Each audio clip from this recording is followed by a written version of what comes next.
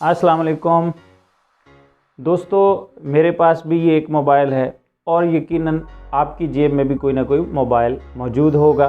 हम में से बहुत से लोग जब मोबाइल ख़रीदने जाते हैं तो वो बाज़ दफ़ा किसी दोस्त के कहने पे या किसी इश्तिहारी कंपनी के इश्तिहार से मुतासर होकर मोबाइल ख़रीदने चल पड़ते हैं। क्या आपने कभी ये सोचा है कि हम मोबाइल ख़रीदने के लिए जितने पैसे भी अपनी जेब से खर्च कर रहे होते हैं, क्या हमारा ख़रीदा जाने वाला मोबाइल उन पैसों के हिसाब से बिल्कुल ठीक होता है?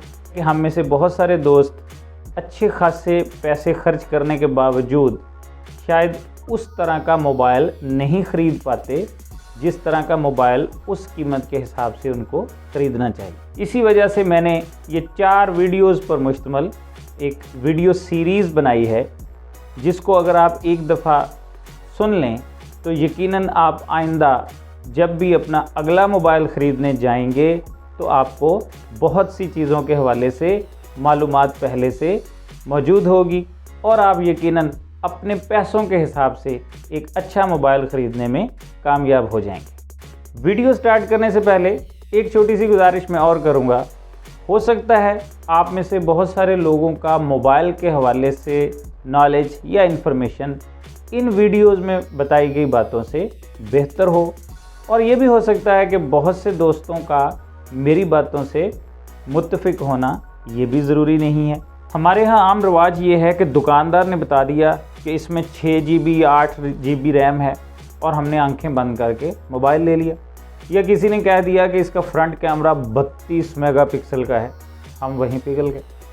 अगर मेगापिक्सल से मोबाइल के कैमरे की सलाहियत का पता लगता तो आईफोन 2.5-3 लाख में 12 मेगापिक्सल कैमरा देकर झक मार रहा है, या आईफोन की 3 GB रैम वाला फ़ोन भी 12 GB रैम वाले को स्पीड में पीछे छोड़ जाता है, तो कोई और फैक्टर भी तो है। मोबाइल लेने के लिए चंद चीज़ें हैं जो हमें देखनी चाहिए: प्रोसेसर, डिस्प्ले, रैम और रोम, यूज़र इंटरफेस, कैमरा और अपर्चर, बैटरी और चार्जिंग। व्यूअर्स, आज हम सिर्फ प्रोसेसर की बात करेंगे। आप प्रोसेसर को मोबाइल का इंजन कह लें, दिमाग कह लें।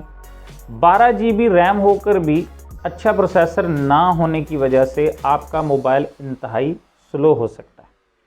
इसकी मिसाल यूँ ले लें कि आप लिमोजिन में 70 cc का इंजन लगाकर ये शिकायत नहीं करेंगे कि इतनी लंबी गाड़ी होकर भी चलती क्यों नहीं है भाई। प्रोसेसर का ताल्लुक सिर्फ स्पीड से नहीं है, बल्कि ये हर चीज़ के साथ जुड़ा होता है। कैमरा रिज़ल्ट कैसा होगा, इसमें कलर साइंस क्या होगी, ये प्रोसेसर में मौजूद image signal processing unit processor की मदद से फैसला करता है। बैटरी पर डिस्प्ले के बाद सबसे ज़्यादा बोझ प्रोसेसर डालता है। फ़ोन में कैमरा कितने मेगापिक्सल का होगा ये भी प्रोसेसर पर मुनहसर है, और अगर अच्छा प्रोसेसर होगा तो आपकी बैटरी भी अच्छी चलेगी। वीडियो रिकॉर्डिंग की सलाहियत, एडिटिंग की सलाहियत, डिस्प्ले रिफ्रेश रेट की सलाहियत, इस्तेमाल के साथ ऑप्टिमाइजेशन की सलाहियत, ये सब प्रोसेसर पर मुनहसर होती है। हमें कौन सा प्रोसेसर लेना चाहिए? सबसे पहले तो चंद कंपनियों की बात कर लेते हैं जो मोबाइल प्रोसेसर बनाती हैं।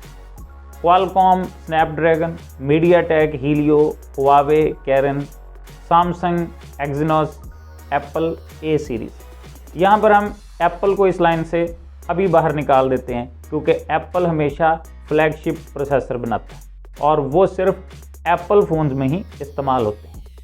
इसमें कोई शक नहीं कि एप्पल मोबाइल प्रोसेसर्स परफॉर्मेंस में किसी भी मोबाइल प्रोसेसर से 1-2 साल आगे होते हैं। एप्पल का मानना है कि अगर इसने अपने प्रोसेसर किसी और कंपनी को दे दिए तो उस कंपनी ने घटिया किस्म के फ़ोन्स में बग़ैर सॉफ्टवेयर ऑप्टिमाइजेशन के इस प्रोसेसर को लगाकर एप्पल की शोहरत ख़राब कर देंगे। एप्पल हमेशा सॉफ्टवेयर और हार्डवेयर ख़ुद तैयार करता है। आपको एप्पल की ए सीरीज़ सिर्फ एप्पल फ़ोन्स में ही मिलेगी। यहाँ आपको ये बता दूँ कि इस वक्त आईफोन 11 सीरीज़ में A13 बायोनिक चिप है, जबकि सितंबर में आईफोन 12 लॉन्च होगा जिसमें A14 बायोनिक चिप होगी जो कि 13 से ज़्यादा ताकतवर होगी। सैमसंग अपने फ़ोन में 3 किस्म के प्रोसेसर इस्तेमाल करता है: एक्जिनोस, स्नैपड्रैगन, मीडियाटेक।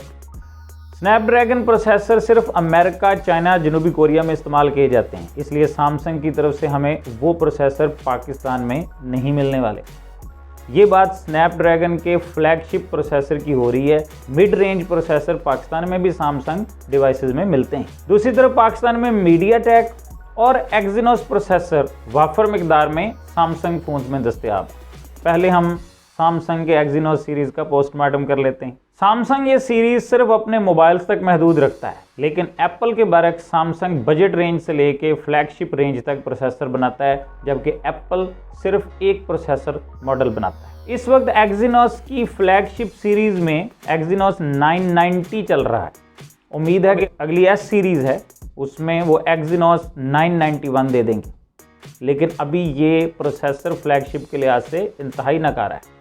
मैं आपको इसकी मिसाल देता हूं कि सैमसंग एक मॉडल को 2 मुख्तलिफ ममालिक में मुख्तलिफ प्रोसेसर के साथ लॉन्च करता है। इसके अलावा हर एक चीज़ एक जैसी होती है, यानी battery, display, charging, charger, camera, हर चीज़ सेम होती है। लेकिन S20 सीरीज़ में अमेरिका में स्नैपड्रैगन 865 मिलता है, जबकि पाकिस्तान या यूरोप में एक्सिनोस 990 मिलता है। सिर्फ एक प्रोसेसर का फ़र्क होने की वजह से कैमरा क्वालिटी में, बैटरी में, परफॉर्मेंस में 20% तक फ़र्क पड़ जाता है। इसलिए जो लोग ये समझते हैं कि कैमरा लेंस एक होने से क्वालिटी एक ही रहेगी, तो वो गलत है। अच्छा, ये तो होगी फ्लैगशिप सीरीज़, लेकिन मिड रेंज में भी सैमसंग अपनी एक्सिनोस सीरीज़ घुसेड़ कर रखता है।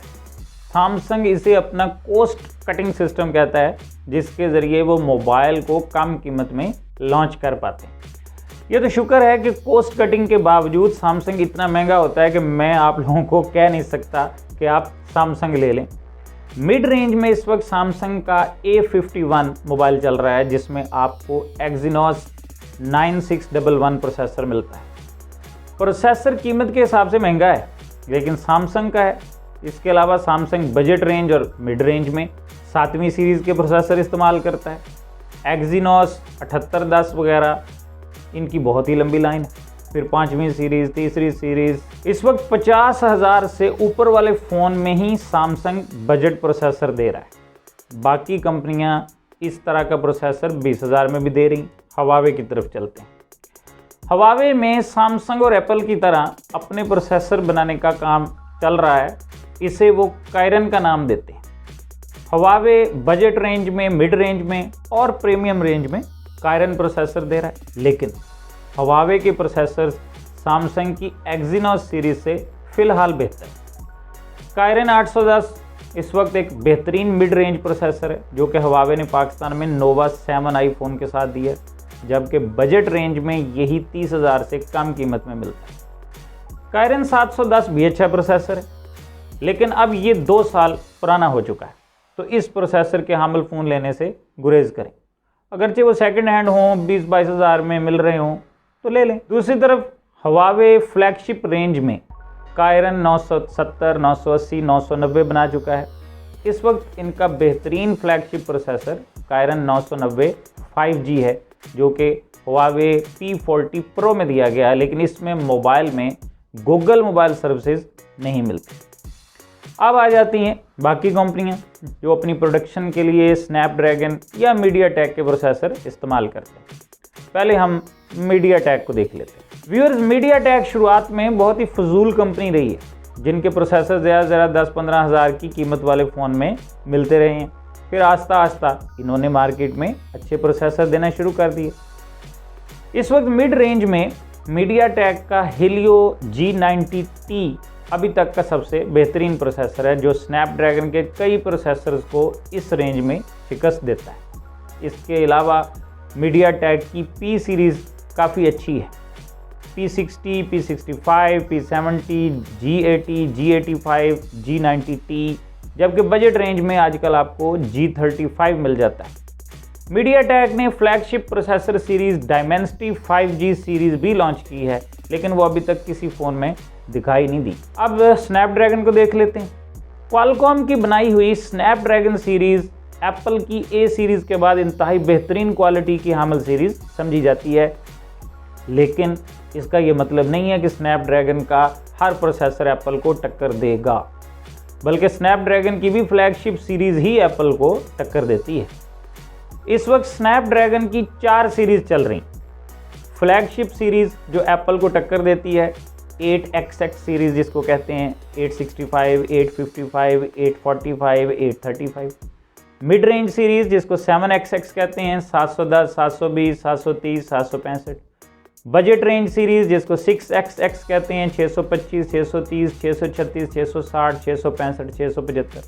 और एंट्री लेवल सीरीज़ जिसको 4XX कहते हैं, 430, 435, 439 और 450। हर साल नए प्रोसेसर आ रहे हैं। कौन सा प्रोसेसर अच्छा है, ये सवाल तब बेहतर होता है कि हम ये फ़ोन ले रहे हैं, इसकी कीमत इतनी है, क्या इसमें ये प्रोसेसर होना चाहिए या इस कीमत में इससे बेहतर प्रोसेसर मौजूद है। अब ये देखें कि आपको स्नैपड्रैगन 865 आपको Vivo S1 Pro में 45,000 की रेंज में मिलता है, जबकि यही प्रोसेसर Realme 5i में 20-22 हज़ार में मिलता है। अब आप मुझसे ये पूछें कि Vivo S1 Pro अच्छा है, तो मैं कहूँगा नहीं, इसका प्रोसेसर इस कीमत में बेकार है।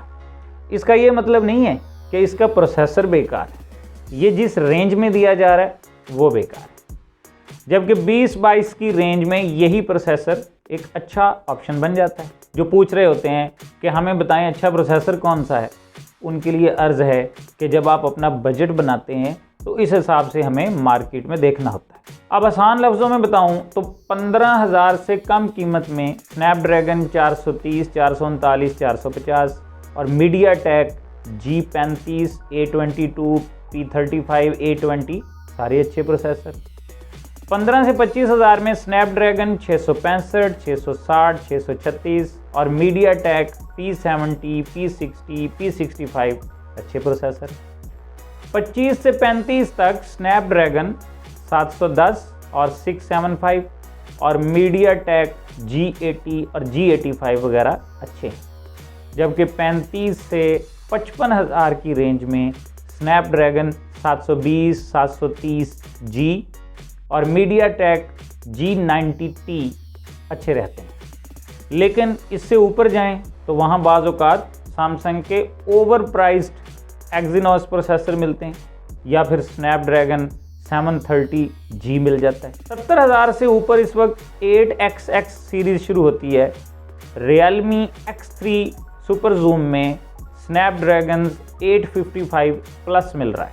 MI 9T Pro 60,000 में 855 दे रहा है, लेकिन ये फ़िलहाल मार्केट से गायब नज़र आता है। इसी तरह पोको F2 Pro 1 लाख में SD 865 दे रहा है, जबकि 1,30,40 हज़ार में OnePlus 8 SD 865 प्रोसेसर दे रहा है। 50-60 हज़ार से ऊपर हमारे पास प्रोसेसर का इंतखाब बहुत कम हो जाता है। प्रोसेसर को अच्छा या बुरा उसका मोबाइल और उसकी कीमत बनाती है, ना कि प्रोसेसर बजाते खुद अच्छा या बुरा होता है। उम्मीद है प्रोसेसर के वाले से आपके ख्यालात क्लियर होंगे। अगली किस्त में हम डिस्प्ले और यूज़र इंटरफेस पर बात करेंगे, तो इंशाल्लाह बहुत जल्द मुलाकात होगी।